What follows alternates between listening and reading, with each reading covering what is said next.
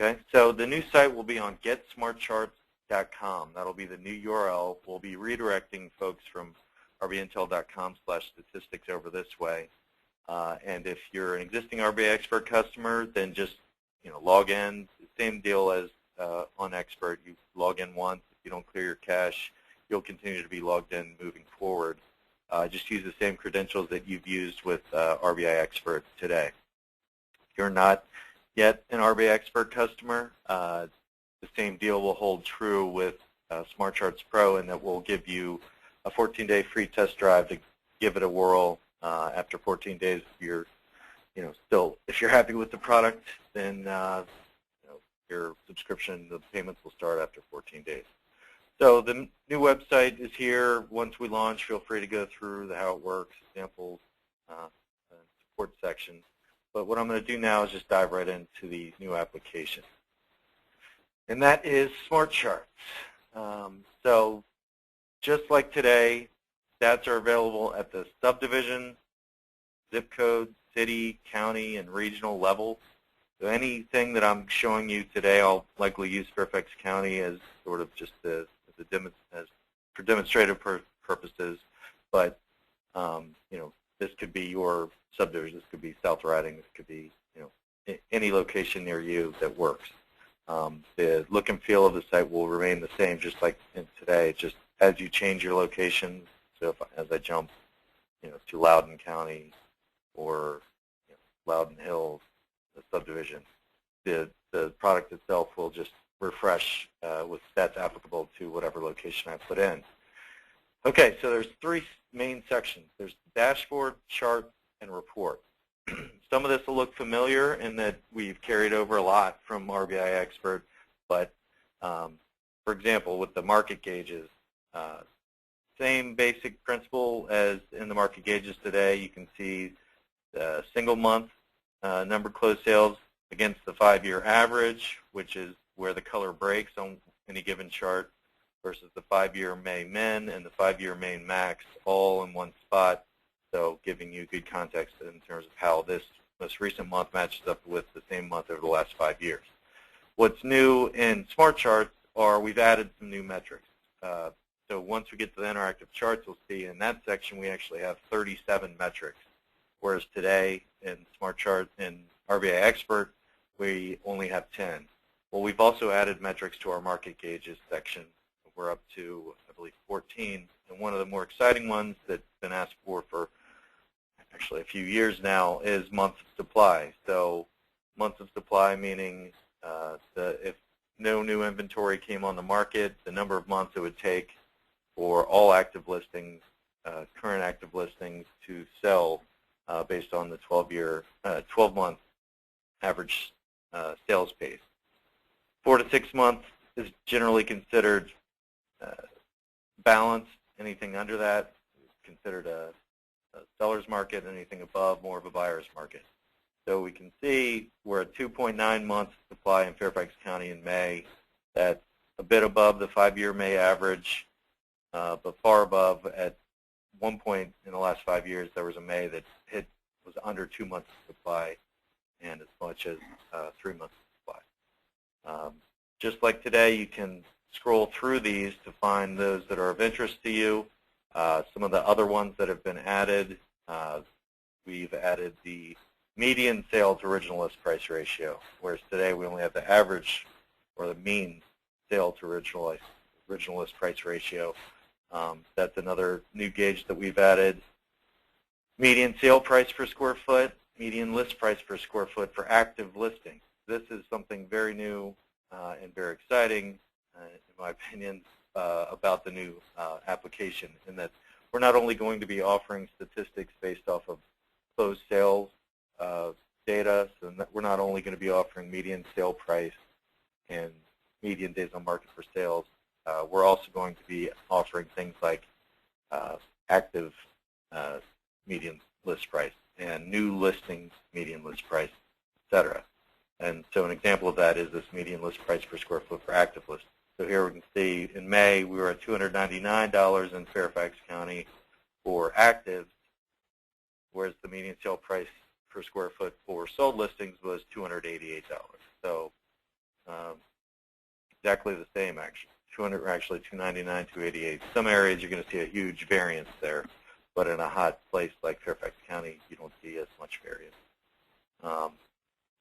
And like I said, average sale price per square foot is there as well, which could be skewed a little bit more by the outliers, but $306 is the average price per square foot for solds versus $347 for active listing, which isn't unusual to see that type of variance.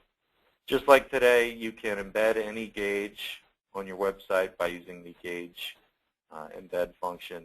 You just select whichever metric you want to chart. You can do this 3, 4. You can embed all 14. It's just on a one-by-one basis. Pick the metric you're interested in, and then copy and paste the code from here. Do the update automatically, and once we get new stats in SmartCharts on the 10th of the following month, your site will be updated with the most recent data. So that's the market gauges section of the dashboard.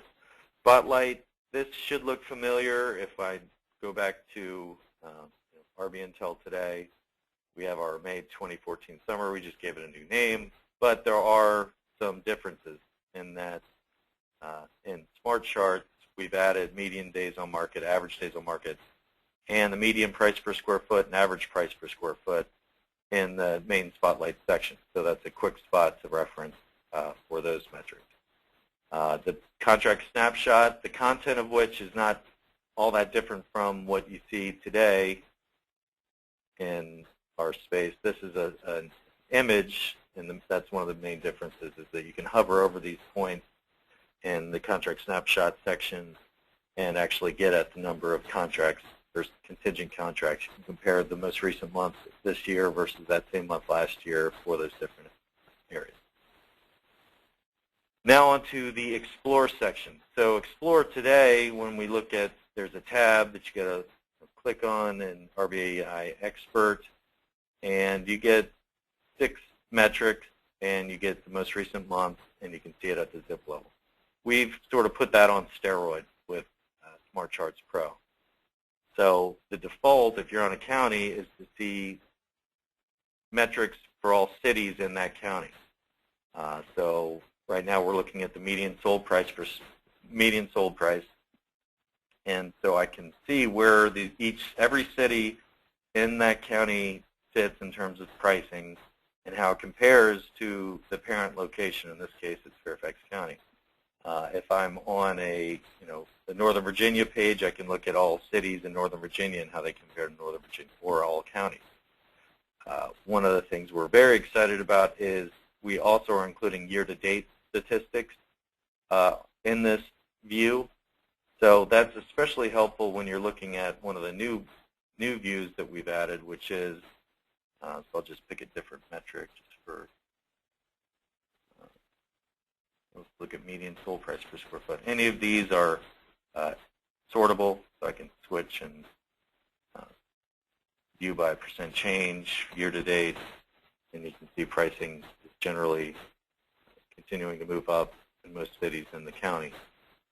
But we also offer these statistics all the way down to the legal subdivision level or the advertised subdivision level. So what we get with this is, and it takes a second to load, but not really all that much time considering how much data this is pulling back. So now I'm looking at the median sold price per square foot for all legal subdivisions that have averaged 2 or more, 3 or more sales over the last 2 years. And I'm seeing all of them in one list view. And so we see there's a ton of them, just a lot of subdivisions. And this is where that year-to-date collection will help, in that you're going to see a lot of variance month to month when you're talking about such low granularity as subdivisions. There might be 3 sales or 5 sales in a given month.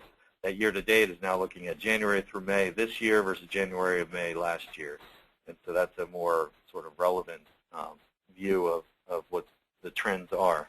Just like when I was looking at the cities, I can see whether or not my particular subdivision, and this is obviously a long list, can see where it falls compared to the county itself.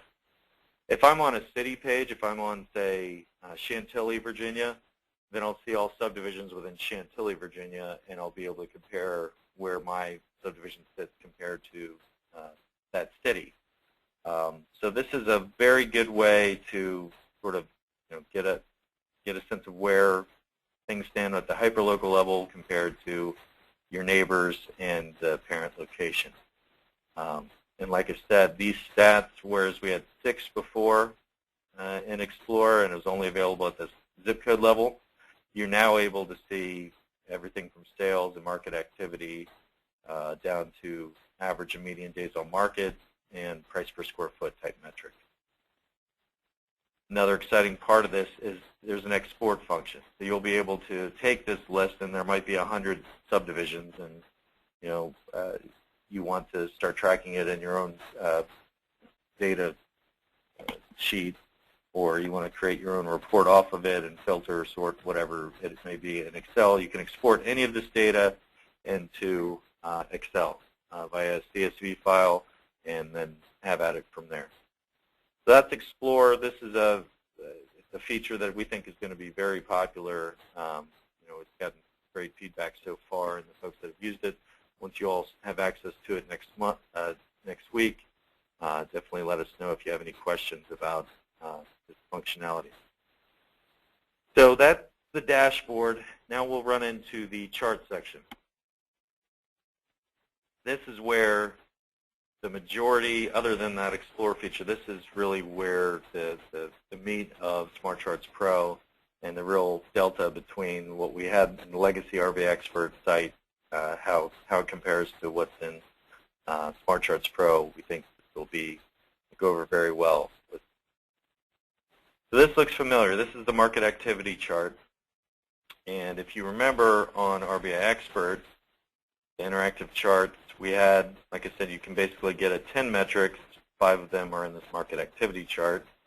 But you'd also scroll down to the median sold price, scroll down to the average days on market, or switch it to median days on market, and the average sold to original list price ratio. If I was building, let's say that I was just wanting to look at townhouses in a given area versus condos, I could build that chart and, take it back 2 years and manipulate it as I see fit. But then if I then wanted to look at a different metric, I'd have to go rebuild that chart in a new space. Or if I was comparing to locations, I'd compare to locations here, then I'd have to go down and rebuild that on the next charting space. What we've done is we've collapsed all of these into one charting space. So the market activity chart is the default, and we see 1 year, 12 months worth of closed sales. I can change metrics here, so I can look at new pendings instead, or I can add metrics here. And all these metrics are in different metric categories. And these metric categories are market activity, pricing trends, pricing ratios, days on market, price per square foot, and supply and demand. Within each metric category, and I'll run through these quickly in a few, within each metric category there are similar metrics that you can then plot as needed. So for instance, if we're looking at the pricing trends section, so the default view is 12 months worth of pricing trends. This is a chart that you can get today on rbiEXPERT. The difference is, one of the big differences is, right now we're stopping at 5 years in Expert. So 5 years worth of data, and we can see, and you can share with your customers, this story, 380K was where we started 5 years ago, and now we're up to 475K. But now you also have the ability to show them 10 years. You can take it back even further and get into the bubble, crisis, recovery. This is going to give you a lot more. You'll be able to provide much more context to your buyers and sellers. So for instance, with market activity, if we go back to 5 years, everyone knows the story, at least in the DC metro area, has been active listings. So from these on the active listings.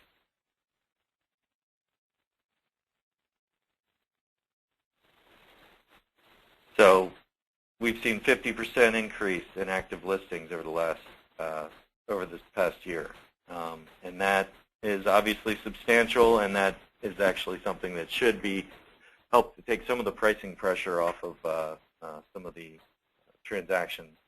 But even though we're up 50%, and I'll turn off closed sales just to show active listings by itself, even though we're up 50% versus last May, we're still not where we were back in 2010 timeframe, but we're close to the 5-year average.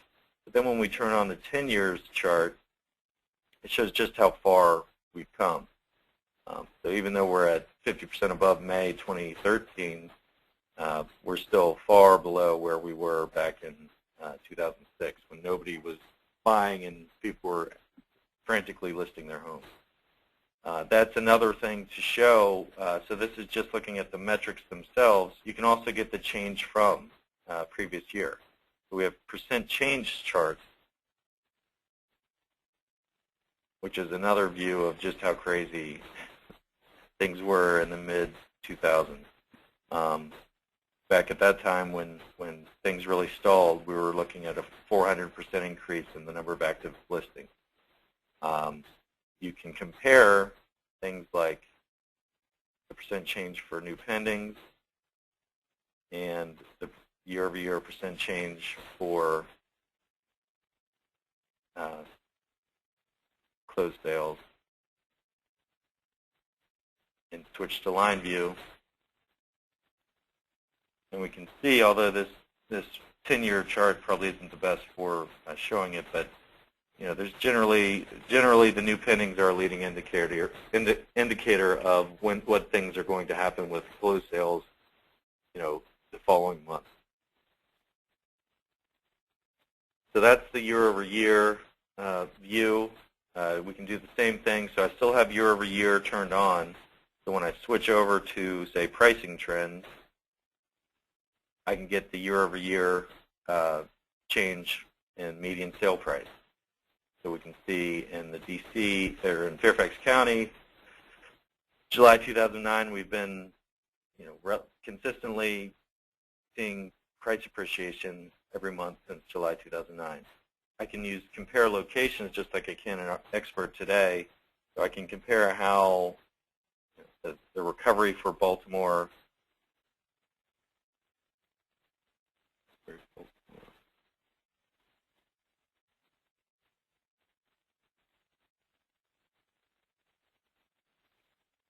Now what I'm going to be charting is the price appreciation, the year-over-year change for Fairfax County versus Baltimore County. So Fairfax County is the blue, Baltimore County is the red. So we can see that it took a bit longer for Baltimore was more like the rest of the country, and that the real bottom was really in 2011, and we started seeing appreciation in 2012. Northern Virginia just happened to see pricing recover earlier. But that's the kind of intelligence that you can get out of this, and obviously you can look at your zip code or subdivision to see what the story is there. So I'm going to turn off that, and now we'll get into, I had one up. So here's an example. So I'm in Reston, Virginia now. I've just changed this to change location. I can swap back to, so if I wanted to look at South Riding, Virginia, which is zip code. I can easily change locations, and whatever I have turned on in the charts remains turned on. So instead of today, this is a huge boost in efficiency, whereas today, whatever I'm doing in Fairfax County, once I go and change this to, say, South Riding in Expert today, I still have to go. I then have to go back and rebuild whatever chart I was looking at before. I need to scroll down and find that chart down below. With SmartCharts Pro, we save you that by just saying, you know, I can quickly jump between Fairfax County and South Riding, Virginia, or back to Reston, Virginia. The charts are going to update every time. So here, with these new pricing trend metrics, we had median sold price before and we had average sold price before. But now you can actually take a look at, this is, the blue is what's sold. This is what the median sale price for things that are actually selling in Reston, Virginia. The yellow is the new pending median list price. So those that went to contract in May, you can get the leading indicator of where things are headed in terms of closed statistics in the coming months. I can look at new listings, the median list price for those new homes that came on the market, and active listings, which are obviously higher priced than what's actually selling, and that tends to be the case. I can drill in further on this. Let's say that I'm looking at a townhouse, or I'm representing someone that's selling a townhouse, and their townhouse is 1,800 to 2,000 square feet. In this particular location, we can see that there isn't that big of a difference between the median sale price and what's actively on the market. So you might be able to, you might talk to your client about the possibility of asking for a bit more in this case, given the demand. Speaking of demand, we have the days on market category. And so for these homes that are 1,800 to 2,000 square feet, this is why there isn't much of a gap between the median sold price and the active list price, and that's because homes are selling so quickly and there's such high demand in this particular area for this particular segment of homes. So, you can keep your 1,800 to 2,000 square foot facet turned on and then quickly jump through whatever metrics you'd like using the controls up top. Okay, so now getting at the, get at a more general location to Fairfax County. You can see when I switched for Fairfax County, it's 8 days for the county at large too. I'm going to turn off those, and I'm going to turn on 6.5.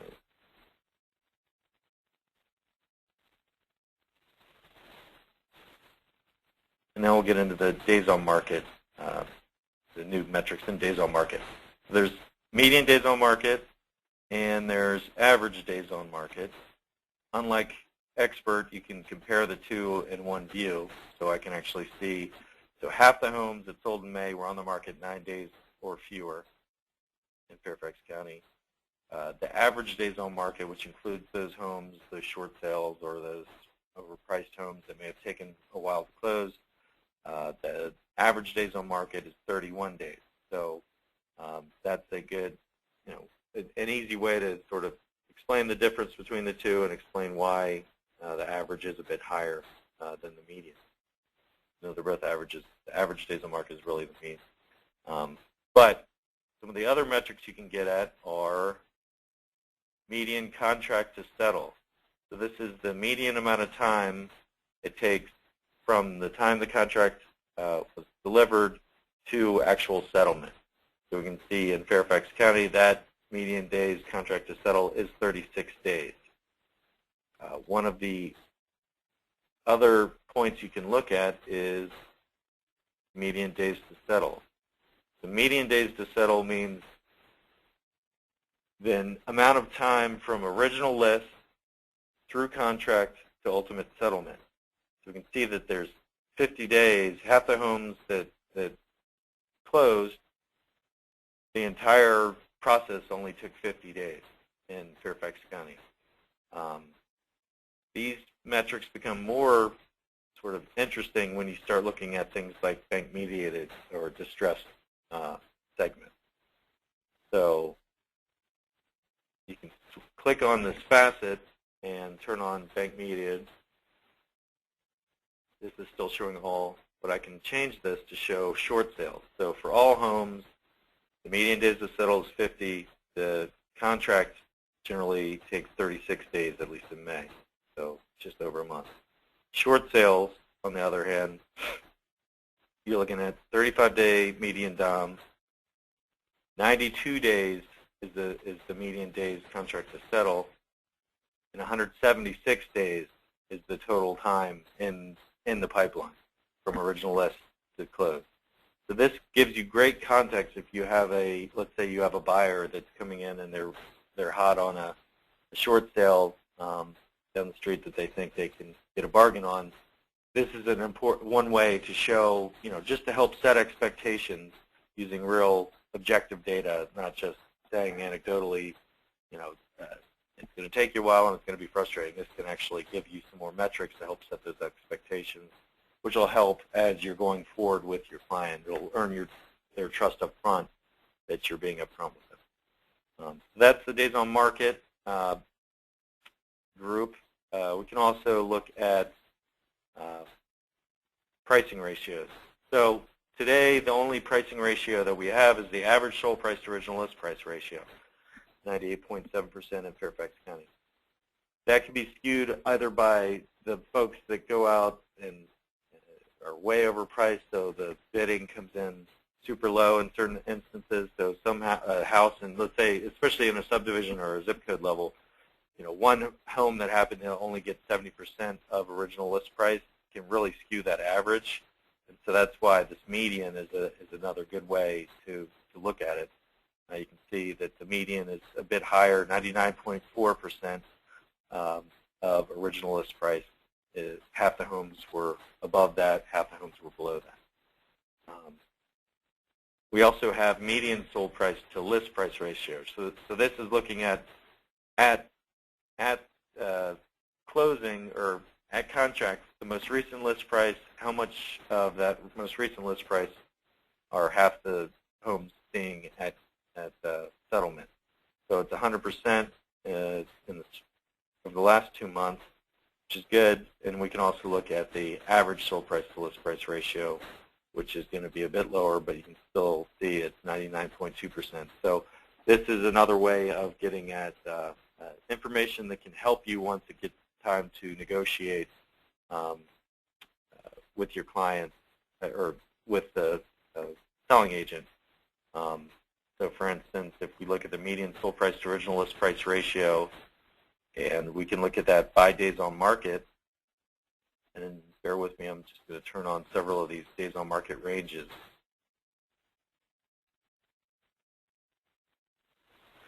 So here we can see, let's say you're going to buy a home that's been on the market for 31 days. Half the homes that sold in 31 days or less, they're seeing 33% less than the original list price. And the latter goes down from there. You can also, like you could today, switch to the average sold price to original list price ratio and see how that days on market is impacting that as well. Okay, I will quickly jump into price per square foot. So like today, so I still have days on market up. That's not all that meaningful. We can look at the price per square foot for sold. We can look at the median or average. We can also look at the median list price. And that's see just how much lower that might be or higher that might be.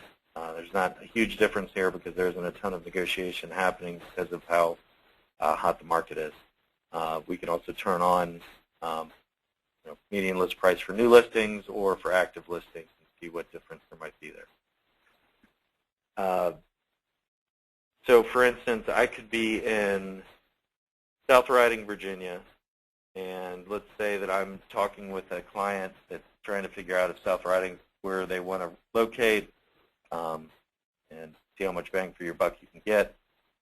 I've turned on compare locations down here, and I'm looking at the median sold price per square foot. And let's say I want to just look at townhouses. So here I can say, in this subdivision, you're looking at $185 per square foot, whereas for the county, which most of this subdivision, for the zip code, most of the subdivision actually covers most of the zip code. It's slightly more expensive, but compared to Loudoun County overall, we're looking at there's more of a premium in other places in Loudoun County, and you can compare to Northern Virginia. This is how you're using the compare locations bar. And we can see in Northern Virginia it's much more, and that's partially why South Riding is a hotter market. In Centerville, its neighbor, more affordable than other places in the region.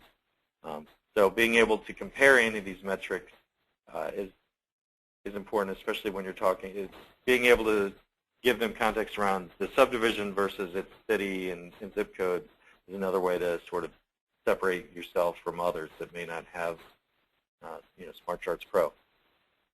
Finally, we have supply and demand. These are every one of these metrics is new. Months of supply, which I touched on earlier. Here you're looking at the months of supply for all homes in Fairfax County, Virginia. And we can see that May was up to 2.86 months of supply. So still a seller's market, but not quite as tight as we have been in previous years. To give more context, we can show, we're still lower. We're still more of a seller's market even than we were in July 2011. But we can also get a 10-year view of how bad it had gotten when inventory was skyrocketing, which is kind of remarkable that even back in 2006, 2007, we still were essentially a balanced market. We were only looking at 6 months. We've gotten as high as 7 months, but even now, some locations, some other regions within MRS, that's sort of the norm. So at months of supply, one of the things, one of the other aspects of this is you can look at months of supply and demand for various price ranges within your location. So here I'm in Baltimore County, and I'm looking at months of supply by price range. So from the lower price ranges up to the more luxury price ranges. So in Baltimore, the most in-demand market is really that super cheap market, even if there's not that many active listings. There's just supply and demand is most on the seller's side there, and it stays pretty low. We're in seller's market territory for most price ranges until you get to the 500 and above type ranges. And so this is good intelligence if you have a buyer or if you have a seller that's trying to they're trying to offer their lovely home to a new buyer to help set their expectations about, this is more of a buyer's market, so you will need to be patient. You could flip from here to show the median days on market to just show that's taken quite a while for homes in your price range, and that's because of the month of supply. So if you contrast Baltimore County to, say, Washington, D.C., which you can do with compare locations, you'll see that even though these charts, these bars look similar, this has actually changed. So we're even in the $1 million to $2.5 million price range in the district. We're still at a seller's market. 3 months of supply for $1 million to $2.5 million homes. So being able to give that sense of supply and demand based on the location is very important. It's way more important than looking at supply and demand at a national level, et cetera. Being able to drill down on local supply and demand trends is obviously very important. Another metric that we've added, just to show, so we have month of supply, we have contract ratio, which is all pending, the number of active listings divided by all pending, so it's looking at, so there are 0.68 pendings per active listing in Fairfax County. That had been as high as 1.57 pendings per active listing back in March 2013, and this is why we saw such drastic double-digit price increases last year. There was just very tight supply, a ton of demand. We also have absorption rate for new pendings versus absorption rate for closed sales. So this is the leading indicator of the number of contracts in the most recent month divided by the number of active listings at the end of the month, and we can see we're at 51% in May 2014. Go back 10 years and just see how that compares to the crazy times, which I don't think we want to repeat, but back in 04, 05, this was the bubble, and we can see just how crazy the absorption rate had been at that time. This, 1.8 means that there were far more contracts written during that month than there are active listings at month's end. And once you get that skewed, that's not normal. The new pending to new listing ratio is just another view of, it's another ratio to give you an idea of purchase intent in the most recent month and seller intent in the most recent month. So if I go back just to look at, let's say, 6 months, I can see there was 0.62 new pendings for every new listing that went on the market. Back in December, which we sometimes see peaks in December because there's far fewer folks that want to head out and list their home in the holidays, and so you see some spikes in December. And this is good intelligence for someone that's looking for a home to say, look, there is still inventory out here in December, and but if we switch this over to sold price to original list price ratio, we'll see that because it's lower, you'll have more negotiating power. The final point to touch on was seller success rate. So this is an interesting stat. It's the inverse of your fallout rate. So it's just sort of a nicer connotation of, it's the inverse of fallout rate. So this is for all homes that were in pending status, that were in contract status at some point in that month. They can either fail, meaning they fell through, or they can succeed, or they can stay in pending. So we get rid of those that stayed in pending, and this is only looking at those that changed from contract status to something else. And so this is saying 86% of homes that left contract status in May, 86% successfully closed. So this is interesting when you look at things like short sales. And this is another way to set context for your short sale buyer or seller. Only 48% of short sale contracts in May in Fairfax County, less than half successfully closed. The other half fell through. We can see back during the, I'll turn off all. We were down to almost a 75% fail rate during the government shutdown. 27% up to 30%.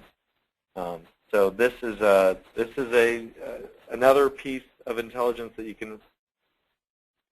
you might be able to get at it in Matrix. I don't know how you would, but this is where SmartCharts Pro, we believe, is one of the only offerings out there, especially at the price point that we're asking, that offers this type of deep intelligence. And that's the whole point, is to offer as many. So we have 37 metrics and a ton of different ways to dive into them. Sorry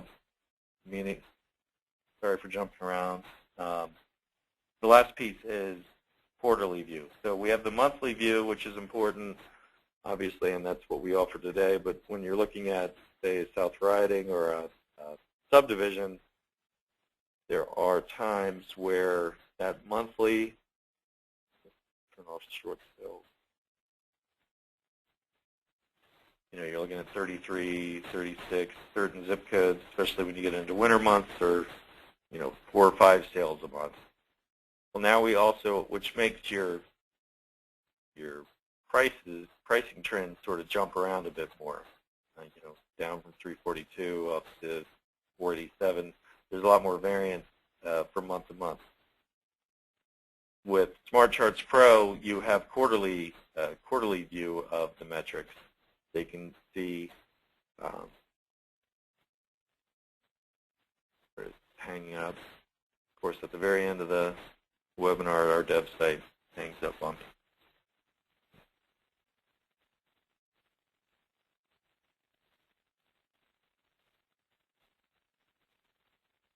it.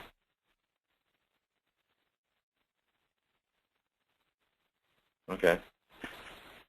So closed sales you can look at on a quarterly basis. So in July, obviously, we'll have Q2 2014, so you can get a sense of how the most recent quarter behaved. And just like with the monthly view, you can get a sense of change from previous year. Let's go back and see if I can still hanging up. Okay, there we go. So here we're looking at the Q1 2014. We saw a 5% increase in median list price for sales versus Q1 2013. And so that's 3 years view all the way back to, I'm sorry, with subdivision, our subdivision data only goes back 5 years. But we can get a sense of price appreciation. So Q4 2013 was a rough one in Northern Virginia because of the shutdown, but we've recovered since then. So that, I think, covers everything in charts. We will be putting up additional demo videos that we'll be working on throughout the next month. But we think that SmartCharts Pro should be an intuitive and easy to use, hopefully as rbiEXPERT was, with a ton of new metrics and capabilities that we're really excited about. So we're aiming to launch this next week. So stay tuned. Okay, thanks a lot for joining me. I hope everyone has a great weekend, and we'll talk to you next week when we launch SmartCharts. Thanks.